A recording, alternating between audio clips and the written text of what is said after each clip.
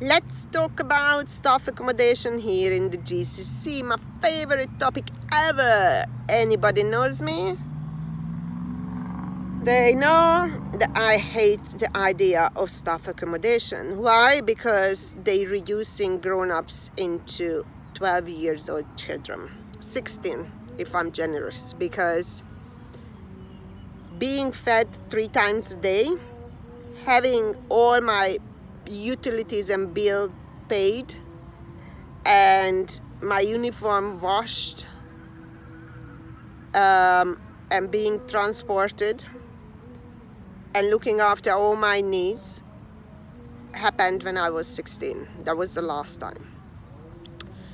So, and their only responsibility is to clean their rooms. So we are reducing grown-up people to childhood age behavior and individuals. So my research is based on that, and I'm fascinated by this topic because nobody ever stopped and looked at what is the psychological impact of living in staff accommodation. So this is what I looked at in my research, and the findings are shocking. I mean, nothing that I didn't expect, but basically is age inappropriate behavior because of the age inappropriate environment. These guys, they just have zero responsibility.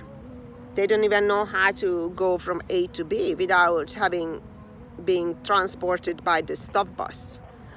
They don't have any bills to their names.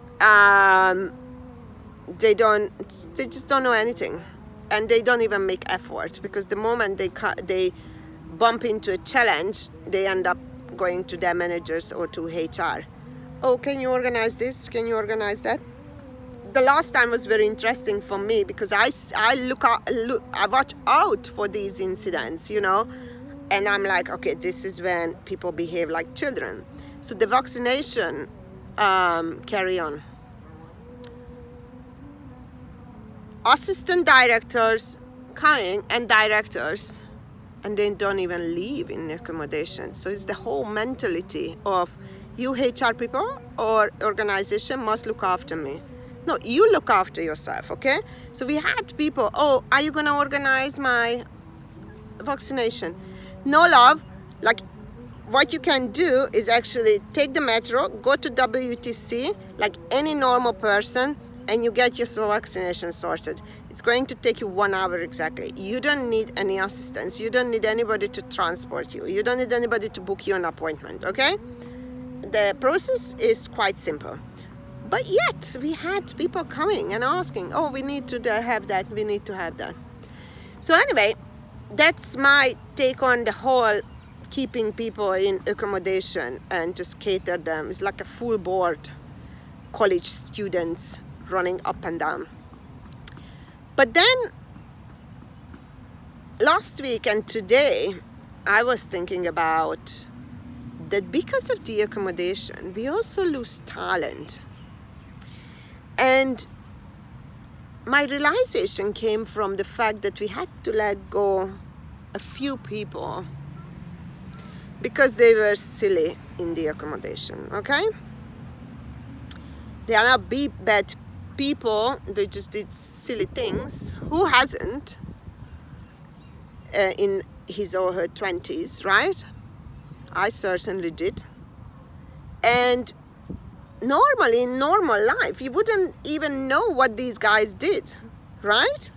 And it's not something shocking. It's not something that I haven't done when I was in my 20s. 2 boys fighting over a girl. I want 2 boys fighting over a girl. That's normal behavior, actually, when you are in your 20s, okay? So I'm just shocked by our expectations towards these guys when we treat them like 12 years old children by having accommodation provided and not forcing them to take up any responsibility that comes with adult life.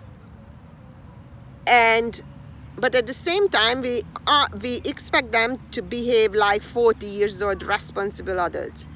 If you bring 20 years old in your accommodation, they're gonna mess about. I guarantee you that. And you know what? That's no more. That's age appropriate behavior. What is not age appropriate is accommodation. Keeping people and providing them with everything when they passed 18. When you're 18, you go and you sort yourself out. The world is your oyster, my love. So, and today there comes a girl, resigns. Really cool girl. I actually really like her. And then I'm like, why is she resigning? Because she can't be with her husband. She's very young.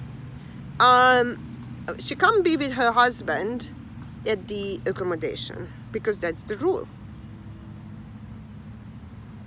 Now, is her request very unreasonable? Is her request age inappropriate? I'm 20-something years old, married. Can I please spend time in my room with my husband? I don't think it's something is inappropriate. But the rules are age inappropriate, so the two obviously doesn't go together. So then she goes, obviously. And we are losing talents because we don't know where to draw the boundaries between outside of work life and at work. And there must be a solution for this. And one of the solutions is abolish these accommodations because they are just destroying people psychologically. Their self-esteem, their maturity, emotional, and the life skill. They have zero life skill. They don't know. You ask them, do you know how much is a bus pass? They don't know anything. Do you know how much is a monthly metro pass? They don't know. Do you know how much is a monthly water bill? They don't know. Do you know how much you could rent actually a room in a normal area? They don't know. How do you live in society when you don't know the basics? They are not involved in city lives. They are being taken from the accommodation and back. I'm just not getting upset. This topic always upsets me because that's just not how we treat people. And then we imagine that magically they turn into this very grown-up, responsible, creative, independent adults when they arrive at work. No, that's not happening, right? So I don't know why we're doing that. So the other option is that really just to draw the line, have different, expectations at the accommodation. But then once again, how do you draw the line when you are living in my accommodation that I'm paying, so I'm kind of responsible for you, right? So there is no other way around. You're gonna have to abolish this accommodation idea because you are destroying psychologically people. That's it. You put me in there, I'm out. Like, thank you very much. There's no way. And it's just not a mature environment. Would you like to live there when you are in your 20s? In my 20s, I was away. Between 20 and 25, I was in Ibiza constantly. Nobody ever seen me at home. When I was 25, I moved to London. Then they didn't see me again for a very long time.